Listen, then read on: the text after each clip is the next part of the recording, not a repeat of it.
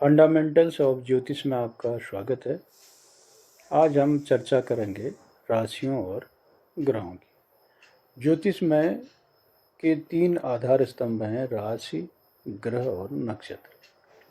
12 राशियां होती हैं, 9 ग्रह होते हैं और 27 नक्षत्र होते हैं। तो इन तीनों विषयों के आधार पर हम ज्योतिष को पढ़ते हैं। यानी कि ज्योतिष में इन तीनों चीज़ों का बड़ा महत्व है। और फंडामेंटल्स ऑफ ज्योतिष की इस पहली कक्षा में आज हम इन 3 में से 2 यानी कि राशियों और ग्रहों के बारे में जानेंगे। तो सबसे पहली राशि, अगर हम राशि देखें तो सबसे पहली राशि है मेष। 1 से लेकर 12 तक के इसमें अंक लिखे हुए हैं और अंकों के बाद राशि का नाम लिखा है। तो पहला जो अंक है, जो पहला नंबर है, वो मेष राशि। मेष राशि पहले नंबर की होती है। इसी प्रकार दूसरी राशि वृष होती है, तीसरी मिथुन, चौथी कर्क, पांचवी सिंह, छठी राशि कन्या, सातवीं तुला, आठवीं वृश्चिक, नौवीं धनु, 10वीं मकर, 11वीं कुंभ और 12वीं मीन राशियां होते हैं।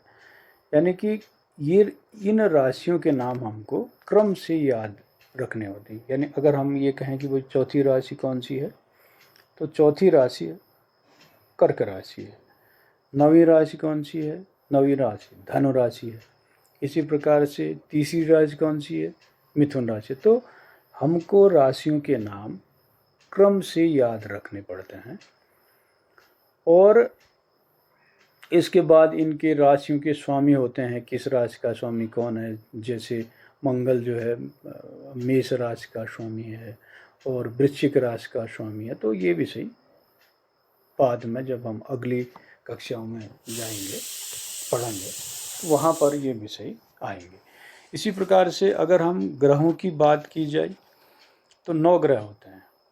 तो सूर्य, चंद्रमा, मंगल, बुध, गुरु, शुक्र, शनि, राहु और केतु, ये 3 ग्रह, ये कुल 9 ग्रह हैं। इन 9 ग्रहों में से राहु और केतु को छाया ग्रह मानते हैं। इनको ये वास्तविक रूप से ग्रह नहीं है, तो इनको हम छाया ग्रह के रूप में लेते हैं। इसी प्रकार से इन ग्रहों की भी उच्च और नीच राशियां होती हैं। अपने घर की राशि होती है। जैसे आप देख रहे हैं, जैसे ग्रह सूर्य है, सूर्य की उच्च राशि है मेष, नीच राशि है तुला और अपना घर है यानी कि स्वग्रही है, जो स्वग्रह है इसका वो है सिंह। तो ये भी आने वाले कक्षाओं में हम इन ग्रहों की उच्च राशि, नीच राशि, स्वग्रह राशि कौन सी है, मूल त्रिकोण कौन सा है, कितने अंश में कौन सा ग्रह उच्च का होता है, कौन सा ग्रह अस्त है, कब ग्रह उदय होता है, कब अस्त, बाल, युवा, ये अन्य विषय हैं जो आगे के हम कक्षाओं में पढ़ेंगे।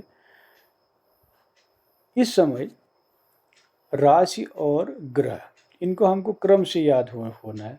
जैसे अगर हम बलाबल की दृष्टि से देखें तो सूर्य का सबसे अधिक बली ग्रह है, चंद्रमा, उसके बाद चंद्रमा होता है, फिर गुरु होता है, बुध, मंगल, शुक्र, शनि। तो इस प्रकार से बलाबल के क्रम में भी इन ग्रहों को याद रखना पड़ता है। हालांकि किसी पर्टिकुलर कुंडली के लिए ग्रहों का जो बलाबल है वह